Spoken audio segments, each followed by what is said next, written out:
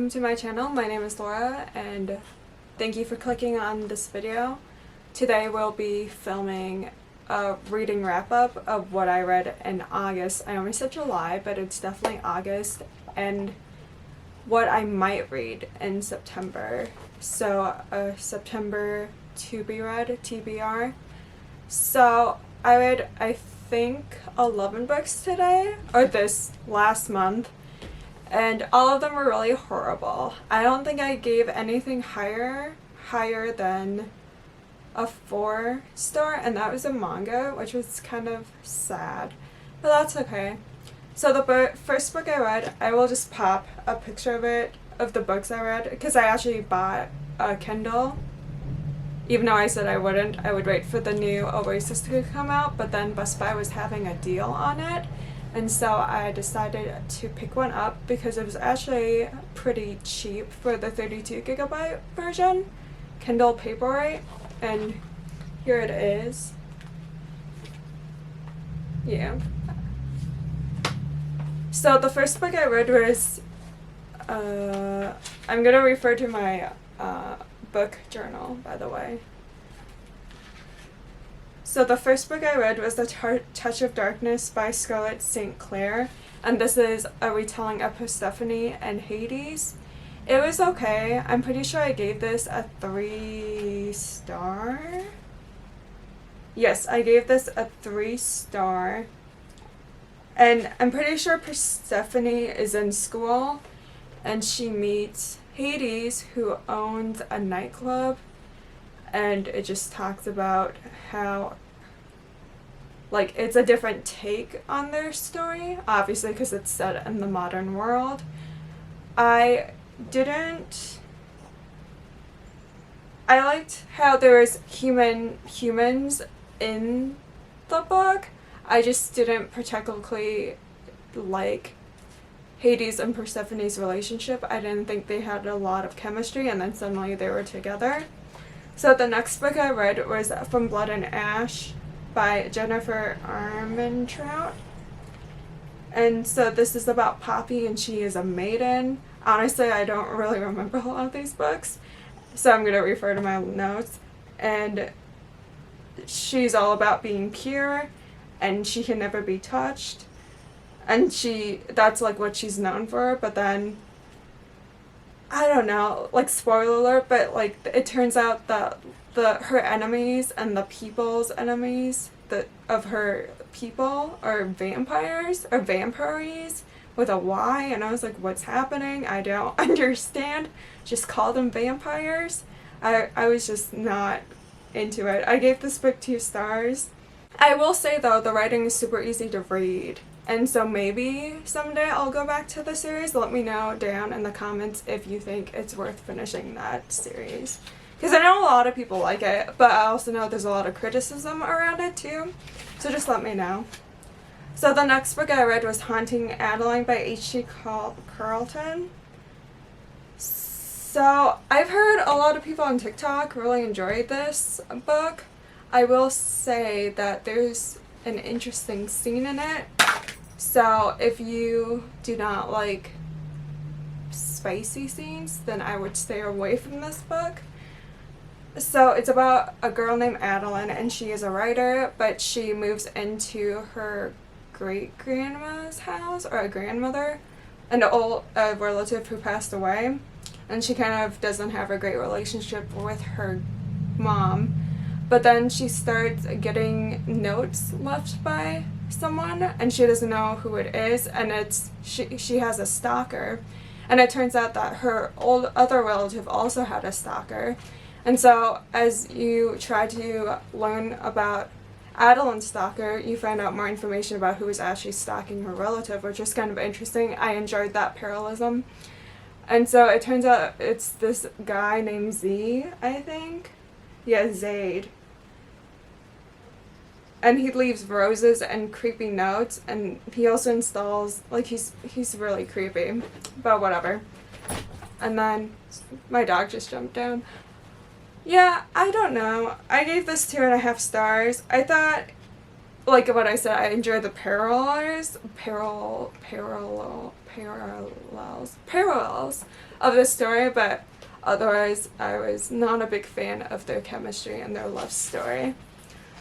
So then the next book, I don't know how many books we're on, the next series of books, they're all short stories, was Wicked Villains by Katie Robert, and so that had Desperate Measures, Learn My Lesson, and A Worthy Opponent. So the first one follows Jasmine, and Jafar, I think that's how you say his name. And so, I don't know, they were just all okay. Honestly, I didn't really like them. I felt like the short stories were longer than they should have been, to be honest. I think my favorite one was the first one, though, because the second one is Megan Hades, and it's a different Hades, I'm pretty sure, than from the Wicked Lovely series, or from Dark Olympus, I'm sorry. It's called Dark Olympus that she writes. So I think this Hades is different, but don't quote me, or this is an older Hades before that series takes place. And then the last one is with Tink and Hook. So it's all based on the retellings of stories that have happened in the past. And then honestly, I just gave all 3 books 3 stars. Like, they were okay. They were pretty good written. I just didn't really enjoy it after a while. Like, I felt like it dragged on, like I said before. So then the next book I read is Shattering Bone by Leigh Bardugo. And it's about, I know a lot of people have heard of this series and are currently reading Six of Crows, as well as there's a Netflix show. So this is about Elena and Mal. And Elena is a map maker, or she makes maps for the country, the kingdom she lives in. So I keep talking with my hands. And Mal is very handsome and attractive, and he is really good at tracking things, like food, or like finding people. So he's like well on his way to being the best tracker that this kingdom has ever had. And so there's something happening. There's like darkness, and they're trying to save people from the darkness or something. The fold. They're trying to save people from the fold expanding. And then there's these like evil creatures that can like kill people or whatever. So that's like the central theme of this book. And so then somehow her power is unleashed and she can manipulate sunlight or something. And then she goes to the kingdom and starts to practice, because she is like not the savior, but she's known as the saint, in that it's believed that she'll like help the darkening save everyone or whatever. But then something happens, and yeah, Grisha, that's what they're called. Honestly, too, so there's like a love triangle in the first one between Mal and the Darkening, and I didn't really see Mal as like a love interest. Like, I just felt like it was a school crush and there wasn't actually any chemistry, but a lot of people think there is, so who am I to judge? So then the next book I read was Trusted Love by Anna Wong, and this is about Alex and Ava, and Alex is her brother's best friend, and I'm pretty sure he's rich, because everyone in these stories are always rich or whatever. And Ava is younger, and it's like, like one of those stories. I gave this 3 stars. It was okay. Honestly, I didn't really like Ava because she was super naive, and I didn't feel the chemistry between Ava and Alex, and I felt like I saw what would happen too. Like, it wasn't surprising, the plot twist in the books. So then the next book I read was If He Had Been With Me by Laura Nolan, and it's about Autumn and Finn and their best friends. since birth because their moms were like best friends, you know, one of those types of stories. And so eventually it like takes place over a course of like 10 years of like Autumn growing up and like being in love with Finn, but then she's like, no, Finn is too popular for me, so I'll set her for someone else, which was interesting. Honestly, I gave this a 1.5 stars because of the ending. Like, I know a lot of people rave about this book and cry over it, but I'm just like, just the ending really wasn't great for me. Like, you build up the plot so much and then it just ends, and I was like, okay, that was a waste of 300 pages, but that's fine. Oh, I did this little picture of all the books. My goal is to read 60, and so there's like 10 per book. I'm gonna draw plants maybe, but yeah, that's just like a good visual to keep me going.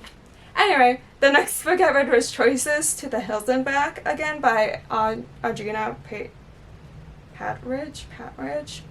And so this follows her on her career, personal life, and on stage life. I gave this book a 2.5 stars. I really enjoyed The Hills, and I rewatch it frequently, unfortunately. I enjoy reality TV, though. So that's one of my greater traits about myself. Anyway, I think it was interesting to hear about her onstage life and how she claims that The Hills wasn't taped, or like there wasn't like a script, but they would have to redo takes. So that was interesting. I felt like she brought up a lot of drama though, and The Hills happened 12 years ago.